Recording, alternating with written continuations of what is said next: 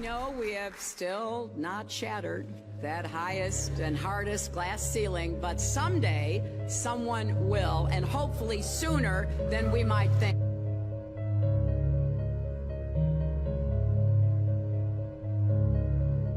As the galaxies go whizzing by over the glass domed ceiling. Now tell me that doesn't work for you. If it's true, does it change how I live my life? This is something that is not an easy answer because of the magnitude of what we're talking about here. How it will change your life, first of all, when you understand it, is dramatic, to say the least. Will it change you from having to go to your job every day and the things that you typically do every day? No. But when this knowledge becomes more mainstream and these agencies are starting to be held accountable, and you understand that they're all participating in this, not just the United States government, not just NASA, but China, Russia, India, all of them have space programs. They all have the same symbolism. They're all doing the exact same thing to their citizenry. And the first thing you have to understand about this is that the deception goes all the way to the top. And when I say all the way to the top, you have to kind of get rid of the notion that the people at the very highest levels are working together.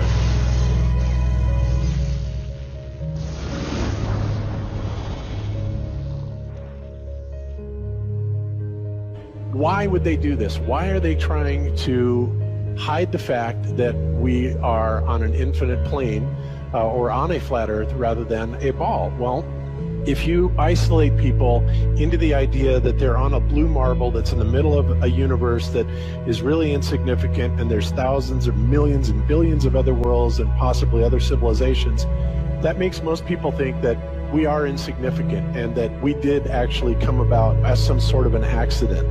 Now, when people believe that, their minds are much more malleable into being given the idea that there is no God, there is no creator.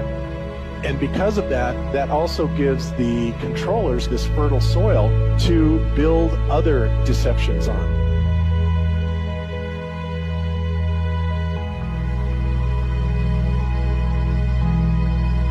Why do you think that Truman has never come close to discovering the true nature of his world until now? We accept the reality of the world with which we're presented.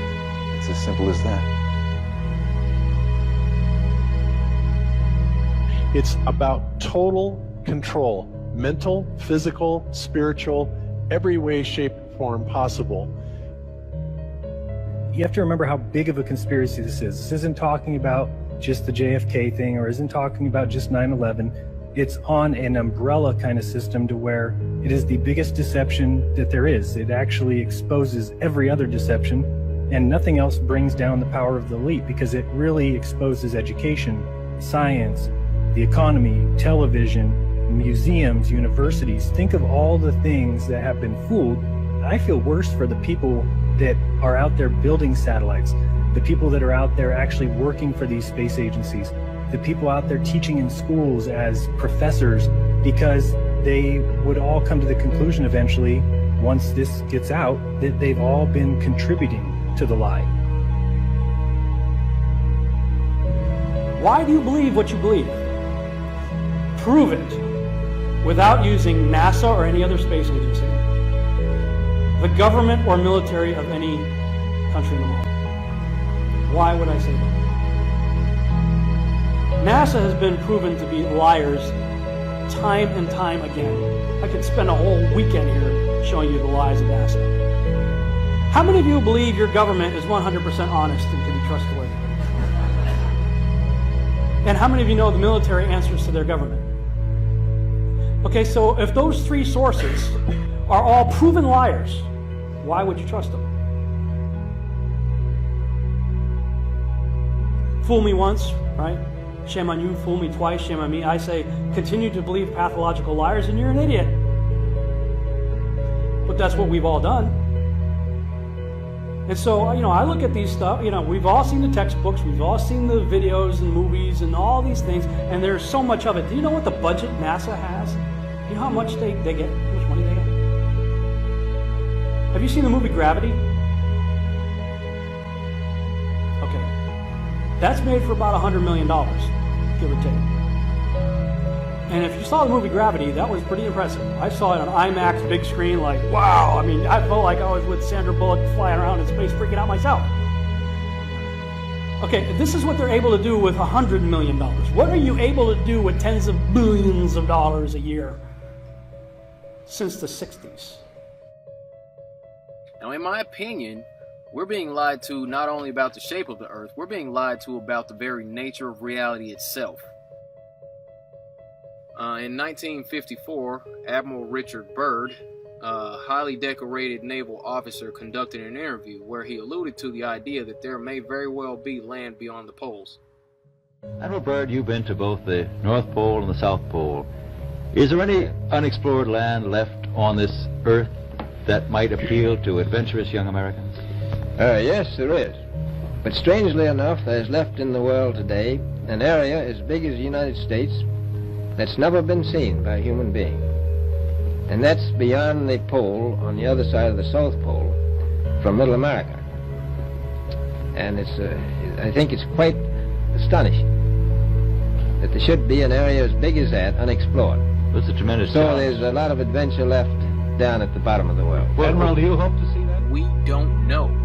That's the big problem. We don't know where we are, okay?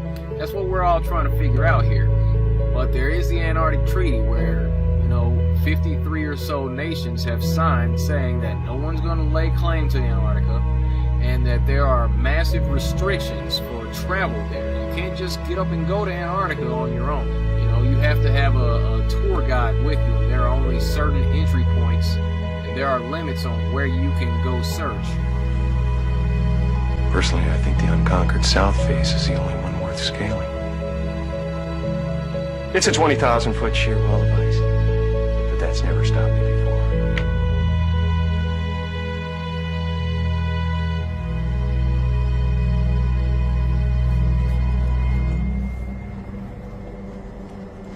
Welcome.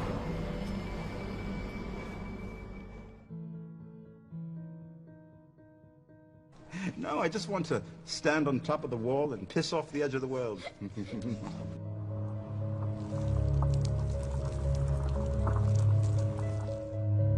What difference does it make? What difference does it make? Yeah, that's their favorite line. Got a lot of people, what difference does it make? You can't figure out what difference it makes? If you can't figure out what difference it makes that the people running your world are lying to you over and over your whole life, if you can't figure out that someone lying to you is trying to control you, suppressing of information, of knowledge, is control. Deception of information and knowledge is a form of control. So what difference does it make? It makes a big difference, because once they start omitting information or lying about information about where you live, they're doing it to control you, period. Why am I having to explain this to critical thinkers in the truth movement? The way you control billions of people is to keep them divided and fighting each other. Flat Earth is not a psyop. Flat Earth destroys the psyop. Every psyop that's been used to control us for as long as they've known about it. So this system has been in power and control for hundreds of years, ever since they convinced the rest of the world that they didn't know where they live. It created this fantastical scenario to make people feel insignificant and to follow those that appear to know better. Why is the flat Earth so important? Because it shows the deception. And if everybody would just come together and demand answers, they would be in checkmate. They would not know what to do. Train up a child in the way that he should go, and when he is old, he will not depart from it. I believe that's why we have so many who are indoctrinated to still believe and fight so hard for the heliocentric model. The reason being is because we've been taught the globe model since before we had the ability to think for ourselves. Think about that. Before you could think for yourself, before you could form rational thought, you've been taught that you live on a spinning ball, although your 5 senses tell you something totally different. Our senses tell us that the earth is flat and stationary, that the sun and moon and the stars rotate above us just as we see, that they make their annual cycles in such a way that we can calculate days, months, and years of the passage of time, just like in Scripture. The earth in itself works like a well-designed timepiece, and we all know that any timepiece that we can think of has a designer. What if the lie is to hide the existence of that designer? What if they're lying to us about this because they're hiding God?